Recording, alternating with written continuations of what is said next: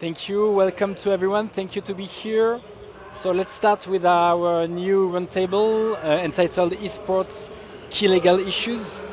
We have the chance to have with us Graham Ashton. Welcome, Graham. You are Esports External Affairs Manager for Riot Games. Thank you to be here. Sam Ustayanis, Partner Technology, Media and Telecommunication, CMS UK. Thanks to be here. Your colleague Patrick Ehinger, Consult Technology, Media and Technology, CMS Germany. Thank you to be here. Sergi Mesonero, Head of Esports Video Game Europe. Thank you to be here. And Virginie Greengarten, welcome. You are the VP, Deputy Chief Legal Officer, Ubisoft. So, Sergi and Virginie, could you give us the legal context for esports? And what are the main legal challenges for esports, as for you? Yeah, hi. So, in case we hadn't noticed, behind every esports it's a video game. So, by design, esports follow the same laws that govern video games. And so, in most of Europe, it's based on EU and national laws. The key topics are, of course, the key topics are, of course, consumer protection, minor protection, contract law, taxation, corporate laws. So basically everything that is governing video games. And even if some national laws aren't harmonized at EU level, at EU level, we see that there's not a lot of specific esports regulation, and that's understandable because esports is quite a young sector in complete development, and with its specificities, its challenges. It's really esports is really the entertainment of our future young generation. So we have to be very careful of how we try to govern esports, and we need to take into consideration all these parameters and specificities in the development of esports. Yes, and hello? Is it working? Okay. So, no, Virginie is very right. Actually, France is the only exception in the European Union of a country that has a specific esports regulation, at least at law level. And France did so with a loi pour une république numérique. I think it was back in 2017, 16, with the articles 101 and 102, and then the derived regulation. Yeah, no, because the law is very big. The loi pour une république numérique is very, very long. But the esports articles are too. It's true that after that, there has been some derived regulation, but there's no other case, at least in the European Union. And the French regulation, though, was mostly positive, has been mostly positive for the ecosystem. So maybe the best thing that did was clarifying the status of esports as its own thing, it's its own sector, and differentiating it from gambling and sports. And I think that this has allowed the growth of the French ecosystem that we've seen in the past 6-7 years, positioning France that was before that a bit behind, positioning it to the forefront. Anyway, I would be a bit cautious about recommending other countries to follow the French example. And that's because if all the countries in the European Union were to regulate esports on their own, this will create what I think is the biggest challenge that we face legally wise in Europe, which is the fragmentation of regulation. Okay, so we have some very positive things in Europe. For example, the cultural diversity is a strength.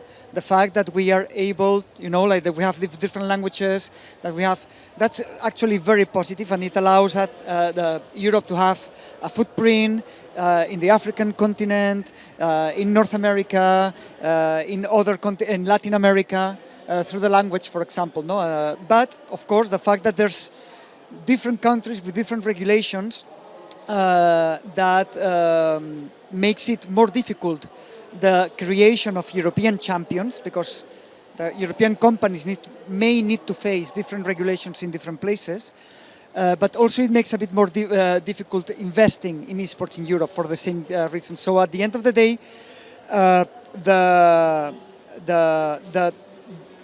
all that corpus of European and harmonized regulation is actually very positive for the esports ecosystem. It allows that somehow things are more or less working the same in different countries. If we were going to face like Spain, Italy, going to regulate the sector on their own, probably it will even make things more difficult for Europe. Graham, maybe you can highlight other legal challenges. Yeah, I mean, esports? One of the interesting things is if you look at how we organize our esports, we don't always do it on a national by national basis. In League of Legends, we divide our regions based on clusters of different countries. So we will have North America and Latin America, which we're going to fuse into the Americas next year. We have EMEA, it was previously Europe, but we added the Middle East and North Africa as well. We have the Asia Pacific, we have Korea and China, which are their own markets for specific reasons. In Valorant, it's very different where Korea is part of the Asia Pacific market. And for us, that just makes more sense because the game that has been played in France or Germany or South Korea or Indonesia, it's the same game no matter where you play it. And the competitions will follow specific regulation, our own regulations, our competitive regulations will not differ from country to country. We always adapt them to the local laws, in terms of, for example, in our top League of Legends leagues, we have minimum age of participation, which will differ between different countries because of their labor laws. But ultimately, our competitions have been able to thrive because there is harmony between the different regions. And even sometimes, as a publisher, we have to try and consolidate and form together the different competition policies we have. So, for example, at the end of last year, we released our first global code of conduct for esports.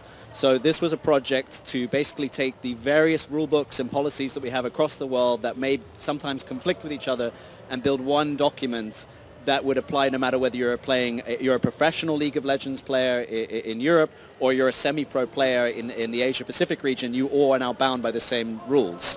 So this document, which is available publicly, it's shared. I even have some copies with me in both French and English if anyone's interested.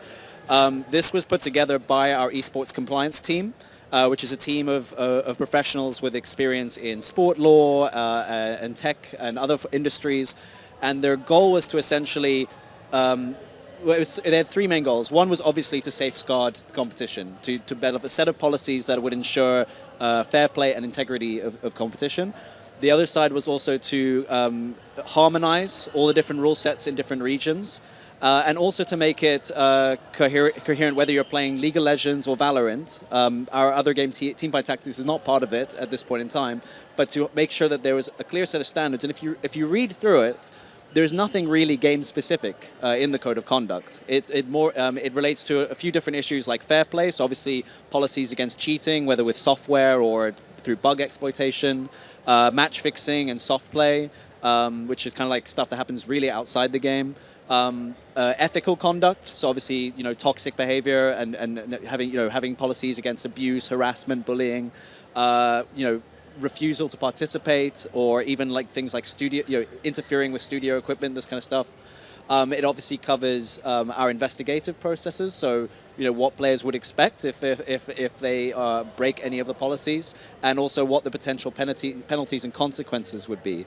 It also has a very important policy around reporting, that if a player notices any violation of the conduct, it's kind of incumbent on them to report it to us. And we have made mechanisms available so that they can report it, because this is actually something that I think both esports and sports can struggle with, is this idea that a lot of the rule breaking it's not, a lot of rules that can be broken in sports and esports, they're not always criminal offenses. And even when they are, it's, at the end of the day, we're not a government, we're not law enforcement.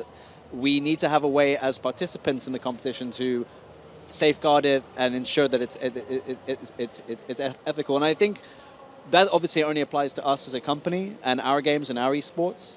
It's a broader industry discussion how we can Because if we follow what Sergi was saying of trying to avoid fragmentation of the market, we as an esports industry need to ensure that there's consistency across how we all engage with the esports space as well.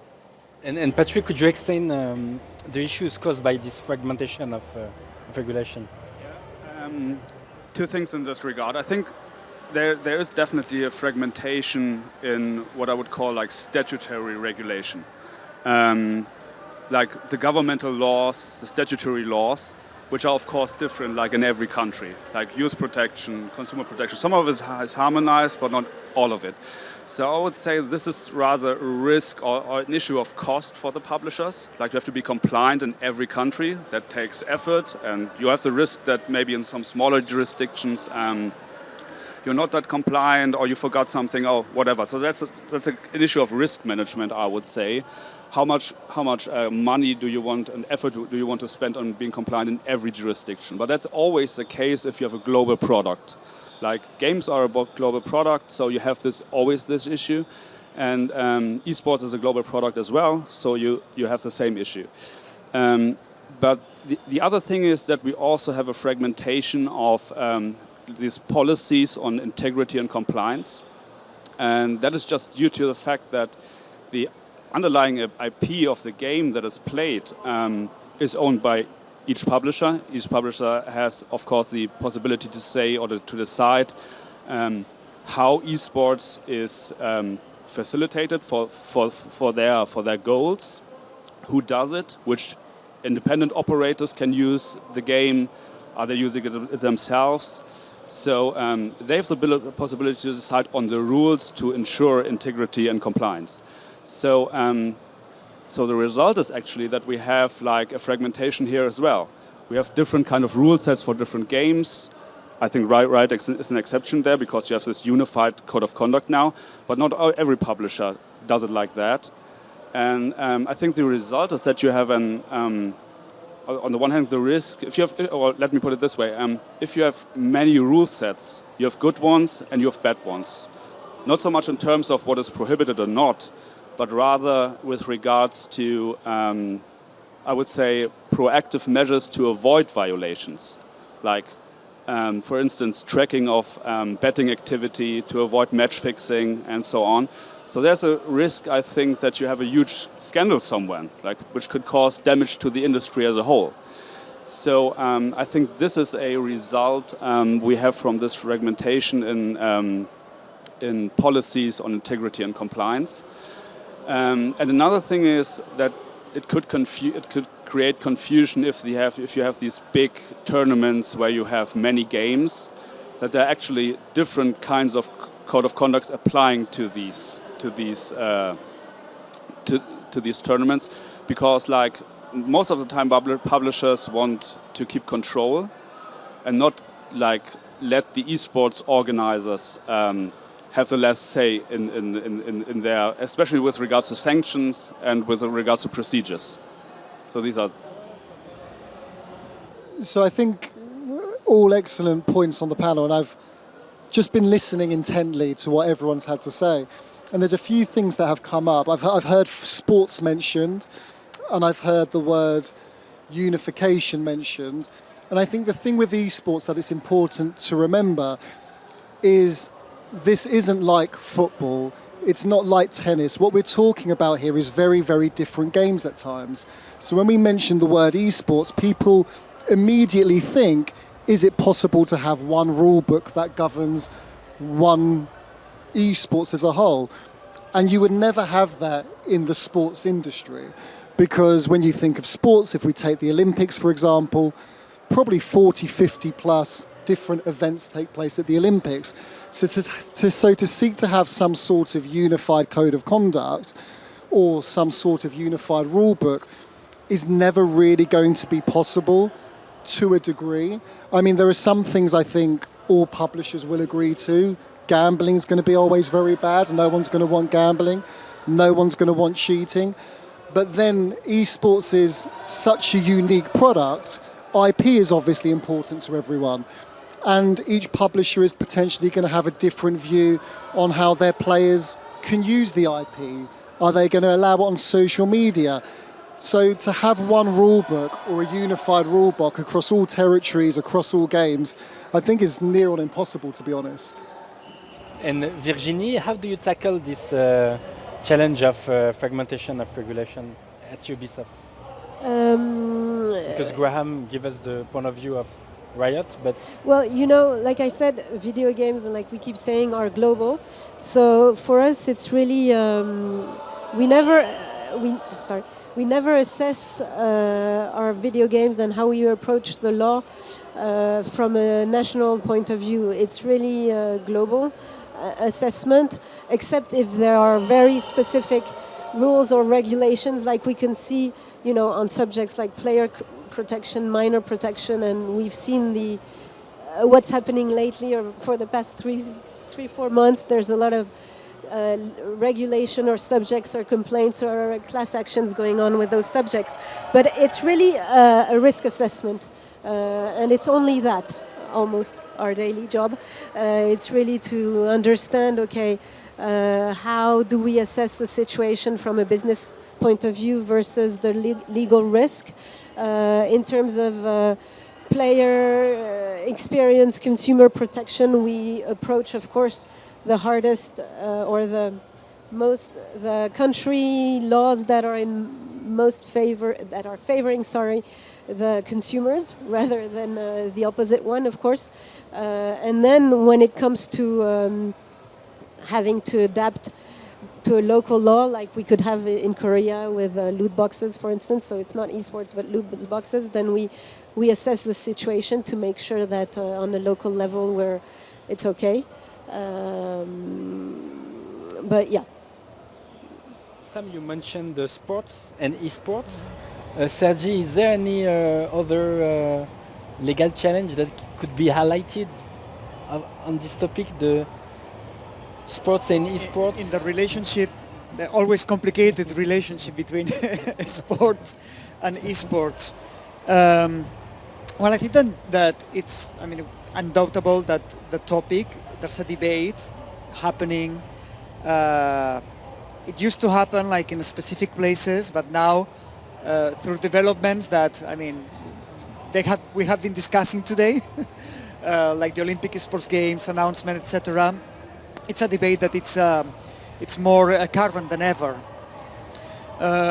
Since 2021, the European industry, though, has a position against the classification of esports as a sport, which may surprise some people, but it's actually it naturally emerges from what I mentioned yesterday about the fragmentation of regulation. So the fact is that the classification of esports as a sport is the ultimate fragmentation in Europe, because the European Union does not have competences on sport, or they are very, very minimal. So every country have their own sport regulation, which looks very different from territory to territory. The law in Spain and in Italy and in Sweden is completely different. And so that's something that concerns the industry. There's the fragmentation part. There's also the fact that sports laws are not adapted to an ecosystem that is based on intellectual property and on the licensing of intellectual property. So trying to force sport regulation into esports would also be quite damaging. Luckily, I think that generally speaking, policymakers, at least at European Union level, are quite aware of this. In 2022, the European Parliament approved resolution 2022/2027 on esports and video games. It was the first time that an European Union institution uttered the word esports. And there were several points of interest. It was a resolution that in general was quite positively received by the video games industry and the esports sector, I think. And there were these 2 points that we would quite agree with the European Union policymakers. The first one was that considering that approaching esports should be done at a European Union level because of the transnational nature of esports. And the second, that because of the being a digitally native and based on intellectual property product, it should be considered a different sector from sports. That does not mean that maybe in some territory here or there in some member state, we may have, like to run to explain this at some point or another. But at least at European Union level, there's the awareness that esports should be done, should be tackled the topics at European level, and not from the point of view of sports. Graham, why you think that esports should have its own legal framework and not be classified as sport? It really comes down to what most countries, particularly in Europe, see sports from a societal point of view. So sports are something that are generally considered a public good, a public activity, almost utility. In some countries, like Italy, we know they're a constitutional right. The idea is that they're also self-organized, right? The participants of the sport organize into governing bodies on a national, continental, and international level. And the idea is that it's basically accessible, right? There's nothing stopping you organizing a local football tournament in your back garden.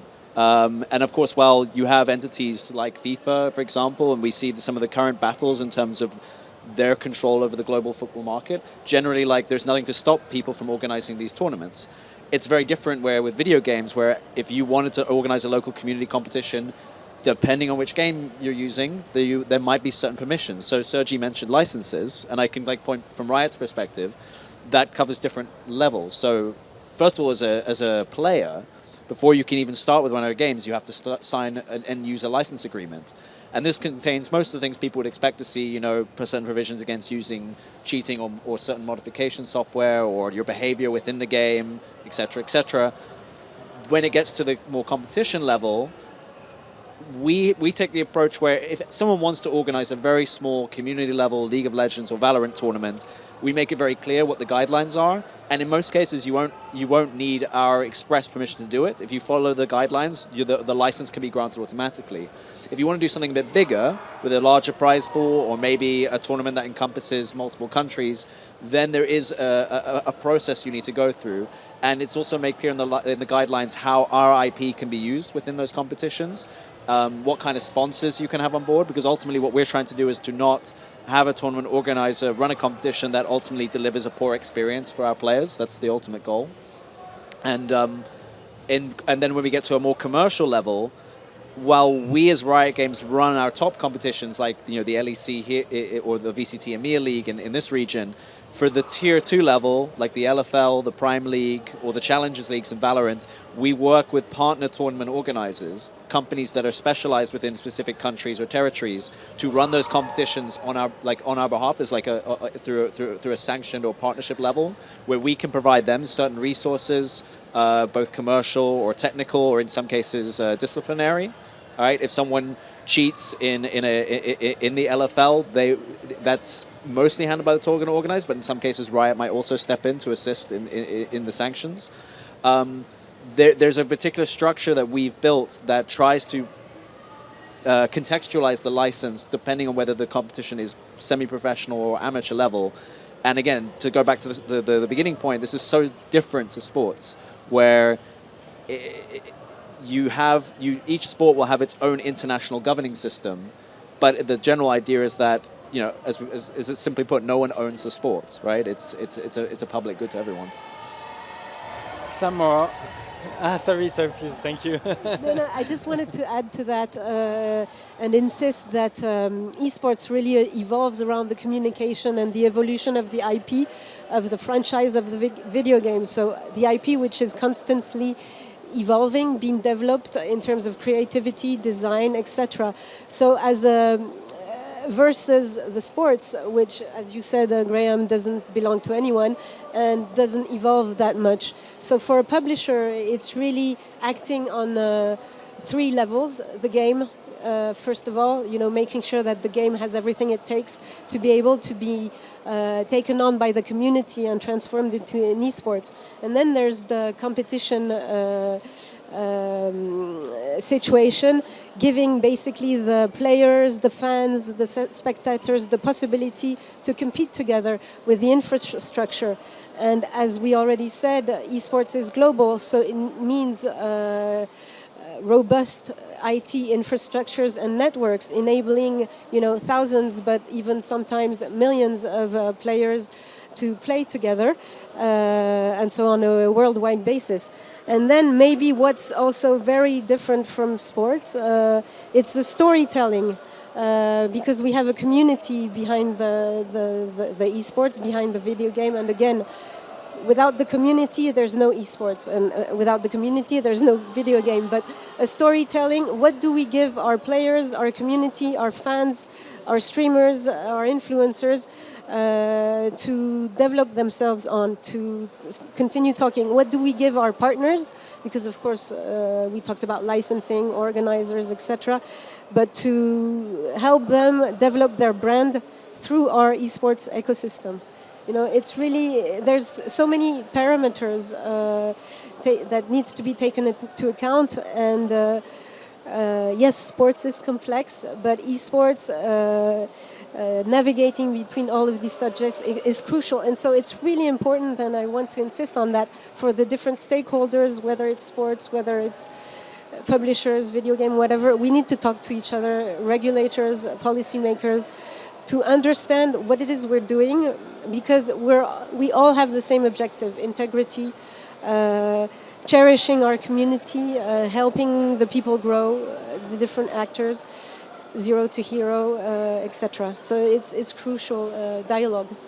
Thank you. Patrick or Sam, could you explain what would be the consequences if eSport is classified as at the sports regulation? What would be the consequences and the risks? Well, I mean, that depends a little bit on the country you're talking about.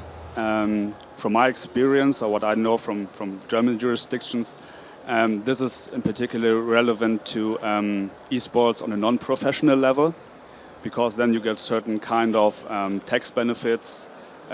You can make donations better, you get better access to public infrastructure if you have like your local esports team and you want to compete. From my experience, and I mean it's of course something which is important for the industry as a whole to get like recognition of being accepted as a sport, but I don't have like feedback from my clients that is important on a professional level in terms of business. Sam? The one true benefit I could see, and look, it's never going to happen, I don't think, but the one true benefit is that people would finally see that there is an intrinsic good through gaming. So I think there is, especially from a lot of regulators, especially if you go back 5-10 years especially, a concern about young people playing video games and too much screen time. But well, there still is. You're absolutely right. But I do think the narrative is slightly changing now, and people are starting to recognise actually there is some good that can come of this as well. There are some skills that can be gained from playing video games. There are careers that can be made from video games. As Virgie said, and it's absolutely correct, the one thing that regulators could do more than anything is invest in the network infrastructure, making sure people have access to high-speed broadband, high-speed internet. And then you would see esports really doing good for more than just those people who are playing it. So I think the short answer is it's never going to happen, but there would essentially be some benefits in terms of gaming gaining more of respect amongst our regulators. And what other consequences could happen? The consequence, well, look, I don't actually like the question. This is my role. No. But the reason I don't like the question is when we talk about regulation in sports or regulation in esports, my immediate reaction as a lawyer would be, well, what regulation are you talking about? So if we talk about sports, are we talking about football? Are we talking about investment in teams? That's going to have a very different regulation to player participation. So it is just such a broad question that I just don't think essentially it's something that's even comparable. There are some things that absolutely esports could piggyback off the back of sports on. And there are absolutely some rules that we don't even need to change. We know rules around, especially in the UK, gambling, alcohol promotion, etc. They are things that are consistent across different genres, sport, esports, and other industries. So there are things that we can use that are already pre-existing, existing legislation. But the question of sport, esport regulation really comes down to, well, what part of regulation are we focused on here? I would say that the main consequences, it's totally hypothetical, is that no one would know what to do, because the legal uncertainty would be massive. That's why she doesn't like the question. Please go on. Yeah, no, the legal uncertainty would be massive because precisely, I mean, for the most part, the sport regulation is adapted to a sport. It's not adapted to video game. So, I mean, how would you apply that? I mean, it would be quite fascinating to see, to be honest. But let's hope we don't see it. Earlier, Virginie and Graham mentioned the IP issues. In how extent is it a legal challenge as for you, Sergi, the IP issues? Well, IP is what makes, esports its own thing. Okay, it's there's nothing as important as IP for the video game companies and for developing the ecosystem itself. The ecosystem is developed through the licenses that allow the publishers either, to control how their games are presented to society and communicated. So they prevent that the games, for example, are not exposed to a type of sponsor, for example, that does not align with the values of the companies. So.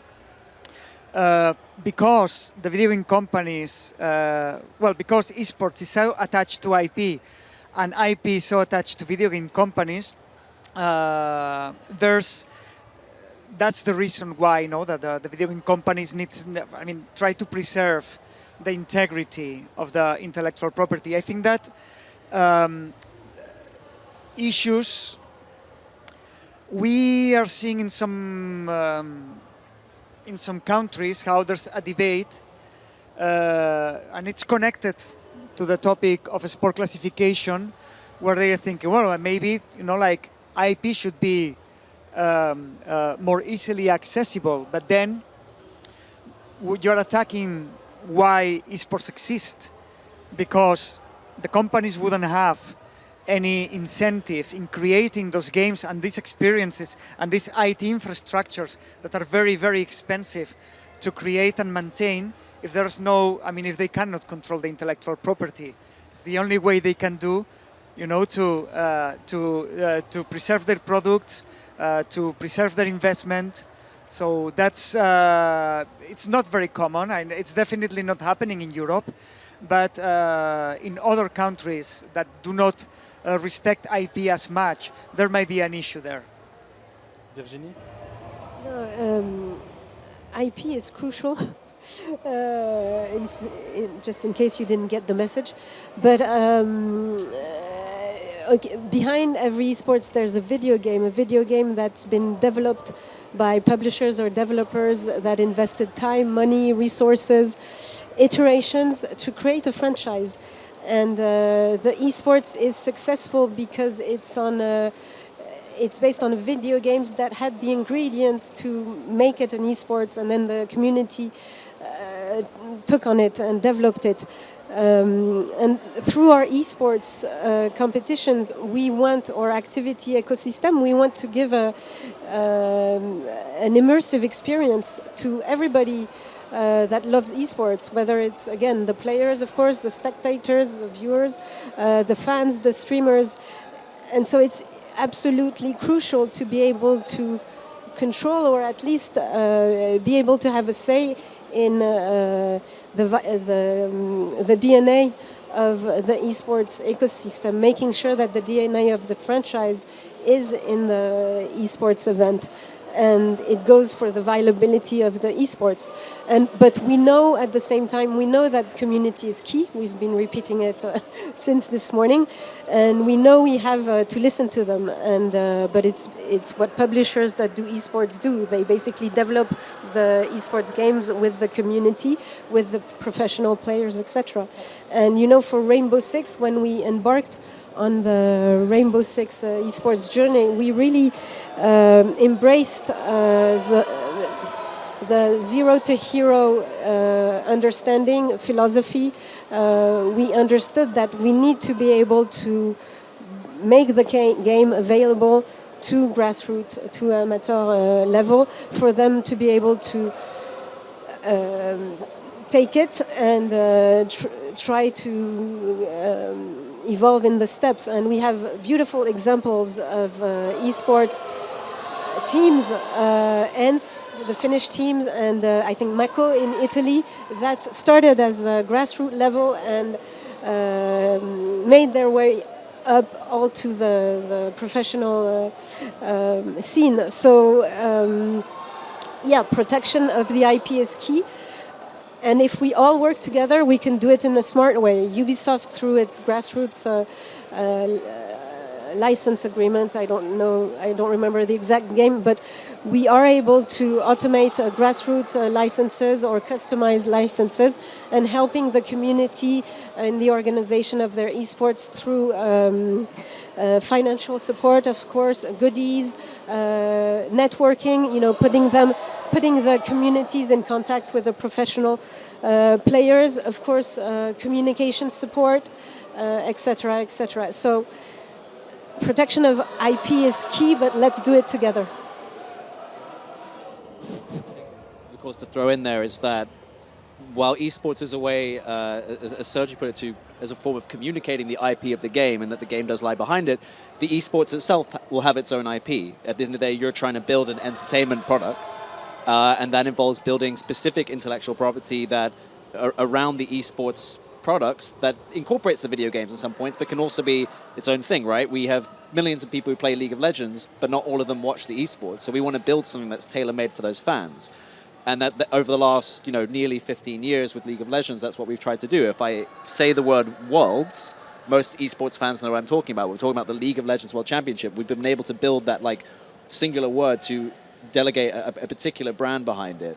And there's lots of ways that we do this, right? The icon, which maybe is a bit more similar to sports, right? The use of logos, the use of branding, but we also do it in very unique ways to sports. Where if we do, for example, the anthem, every year we do a musical anthem for the League of Legends World Championship. So this means we bring in a musical artist. This year it's Linkin Park, which I'm super thrilled about, to create a song, and then we will create a music video that incorporates elements of League of Legends IP, mixes it with the player likeness to create a music video. It's a very holistic combination of everything, because at some point, while the video game underlines everything, there's other layers on top of it. For example, the actual relationship we have with our teams has evolved, where in the past it was, teams will sign up, qualify and compete. Now we have actual business relationships with those teams, where the goal is to work together to build up the IP of, say, the LEC, the LCS, the LCK, or any of our other leagues.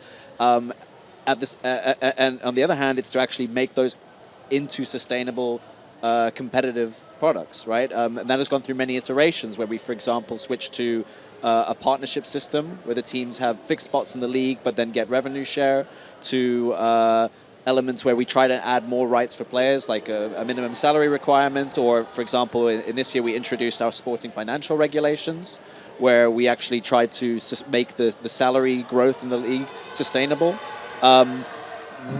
We are in a unique position to do this because of the IP rights, but this is again where fragmentation of the market, or applying sports laws that don't take the particularities of esports in mind, can create a lot of issues of us just simply trying to create a sustainable business. And I think that's usually one of the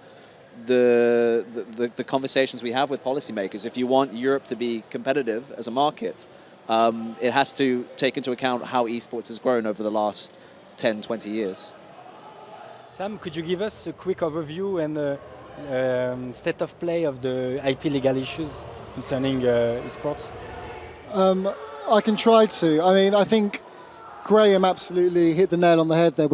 We're talking about a product based on IP and then IP on top of it in the form of esports. And that in itself is thankfully what keeps me in a job, because it is so complicated. There is so much IP in question. We've got trademarks, design. I won't bore people with the list of IP, but it's literally infinite. And then we have a separate new product put on top of it. And as a result of that, look, the pre-existing framework for IP is there. It's on a national level, and that's not going to change. You might get some harmonization, maybe around in the EU on IP issues, but really IP is national law. So publishers or events organizers will just have to come to terms with that, and will have to know what the laws are. And let's be honest, the publishers are incredibly sophisticated when it comes to IP. They have been in the business of creating IP for years and years and years. So they know the issues better than us. And I don't really think of them as legal issues, but these are more commercial issues. Yes, as lawyers, CMS in particular, soundbite, we can draft amazing contracts.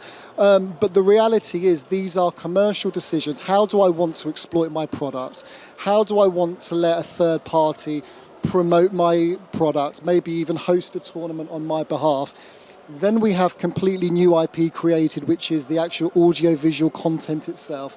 Where am I going to allow that to be transmitted? These are business decisions with a legal backstop, i.e. yes, it's going to come down to a contract, but ultimately it's a decision for each publisher, then the event organizer in terms of that exploitation. Patrick? Are there any cases recently about IPs? There are tons of cases about IP. If you can give an example to the audience. That an IP case that would be relevant for esports. To be honest, I'm not sure I can. Okay. I'm not sure I can. A case that were public cases. It's not just so much there's public. The issue isn't the law of IP, so to speak. It's the choice on exploitation.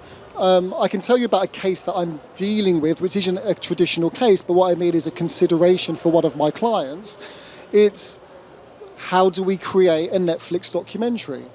And ultimately, we're now talking about, okay, Netflix, other audiovisual providers are available, of course, but we've then got another party involved as well. We've now got someone who isn't an esports company who is now going to be potentially producing a product. So whose consent and approval do you need for that? You of course need the publisher, you of course need the event organizer, you're going to need teams agreements, you're going to need the players agreement, you're going to potentially need the agreement of the platform where that content has nationally appeared in. So you can just see the complexity in the ecosystem, and ultimately what we need, what each person is going to need, what each publisher is going to need, is a position on this. And only once you have that position, and the law can't dictate that position, national regulators can't dictate that position, it's only when a publisher has that position on exploitation can you arrange the IP accordingly. So you spoke about fragmentation of regulation, the risk of sports classification, IP issues. Are there any other legal challenges that you want to highlight? Virginie, Sergi? It's not a quiz. It's actually no, because they really include all the subjects. Business decisions regarding rights, regarding who does what. We have interesting discussions about the Olympic esports games. So all of that is linked back to those three topics. And maybe back in the days, when we wanted to organize events, one of the big subjects was movement in the EU or elsewhere, so passports, visas. I think that we tackled quite positively, but it was really versus sports. It was really something that prevented us to be agile and to be competitive with the US, for instance, who already have use talent passports for esports athletes. So little by little we get there with the different hurdles, but no, I think it's covering a lot. That's actually a very good example of a legal issue that's always under discussion. No, there's on one hand short-term visas, and on the other hand long-term visas. No, I mean that France again is together with Germany the only examples in Europe of, if I'm not mistaken, maybe Graham can correct me, but the only two countries in Europe that have a scheme that facilitates long-term visas for esports players. There could be, the situation regarding short-term visas could be a bit better. Could be a bit better because again, going back to the European Parliament resolution 2022, the European Parliament suggested the extension of the Schengen visa for events, and I'm not going to say the name, which is very long, like cultural, religious, sportive, and I don't remember what else, short-term visa.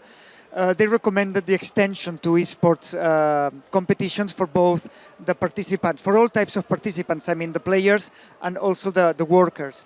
That's, for better or worse, a national competence too. So at the end, the countries can do it, and it would be covered by the Schengen structure, but it's the countries that need to extend that consideration. I think that for the most part, and Virginia points out, I think that for the most part the countries are doing this even without having the specific consideration. But yeah, probably there it could be a bit better.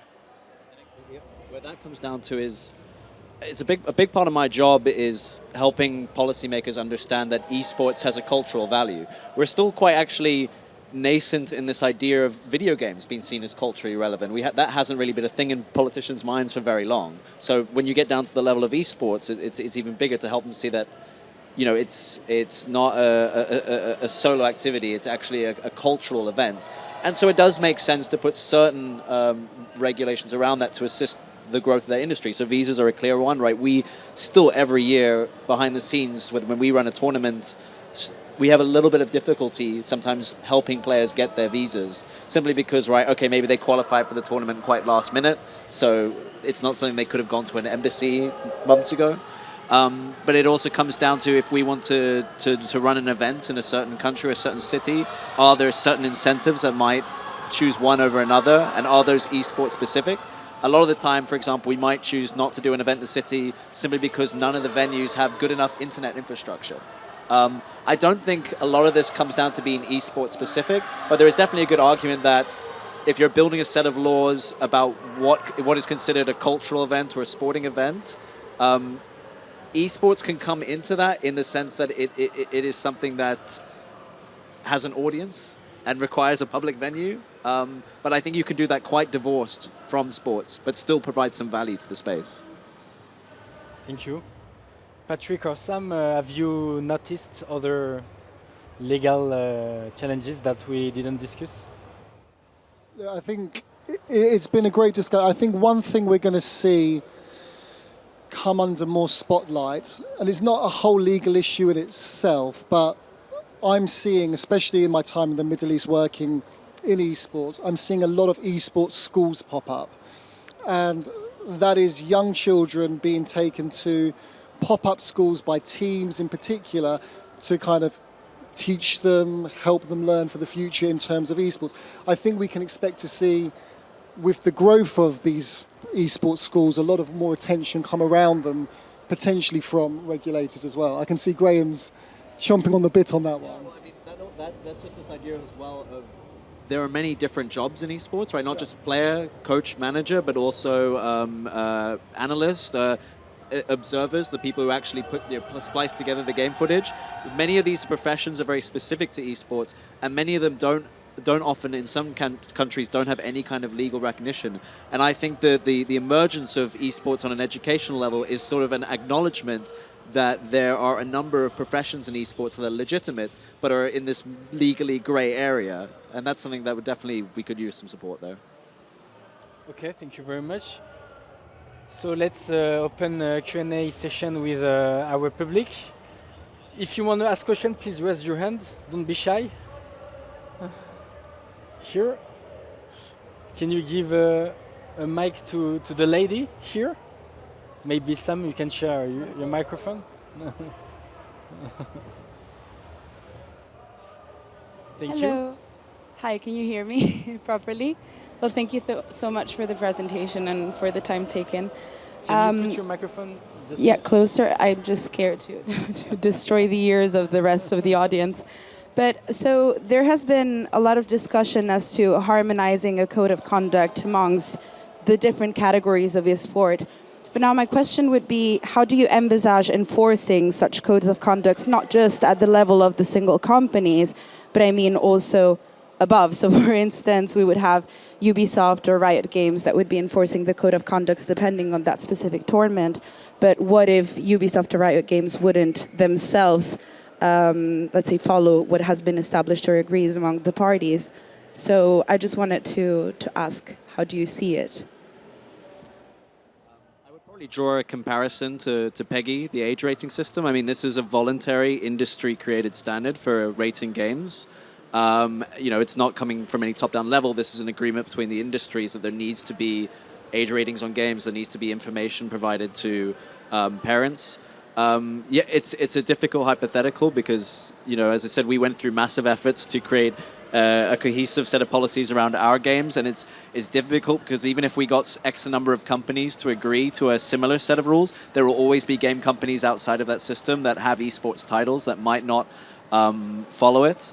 And it also depends whether that code of conduct can be applicable to every game title. Because while there are some, as I mentioned, our code of conduct is not really game specific, but they work for us because we have a very clear structure for our esports, whereas other companies will take a very different approach. So it's really hard to think hypothetically how that would work. I would like to add that there's sometimes this perception that esports is basically live events. Okay? In live events, it's relatively easy to harmonize a code of conduct, but the reality is that I would say, it's a bit, not in a mathematical way, but probably 95% of esports activity is not live. It's online. And when you go to online, the online ecosystem, then because every game is so different, we are talking, Counter-Strike, and we are talking Clash Royale. It would be extremely, extremely difficult to harmonize something that has different technological platforms, So, of course, as Graham mentioned, there can be efforts that can be done for some good practices, voluntary schemes, and I think that probably the easiest field would be for live events. But how do you harmonize different technology platforms? That would be very, very, very difficult. I can just add, thank you Laura for your question. On en reparlera plus tard, I'm just kidding. What we can add is that we did try to harmonize in the industry, sports industry, guidelines, a sort of code of conduct with the principles, esports principles that we agreed upon all us together. Like when was it? 2019. So 4 principles So I have them written here so I can say them. Safety and well-being, integrity and fun play, respect and diversity, and enriching gameplay. So it's the start, but for all the reasons that Sergi and Graham mentioned, it's quite complex then afterwards. It is very funny because I should have been spoken about Peggy and about the principal. But thank you, Virginie. Thank you, Graham. Don't tell the other ones or other colleagues, please. Just.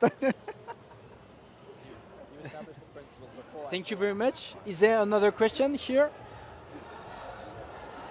Hello, my name is Dinara. I'm representing Ubisoft here.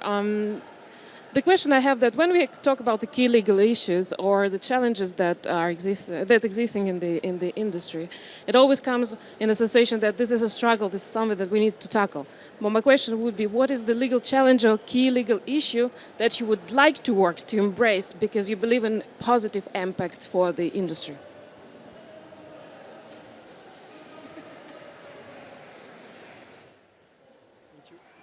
That was what would I like to impress for positivity for the industry.